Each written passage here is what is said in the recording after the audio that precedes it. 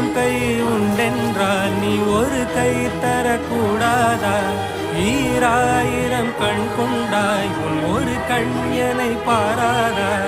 உன்னில் சரணடைந்தேன் இனி நீ கதியே. பார்த்தேனே உயிரின் வழியே,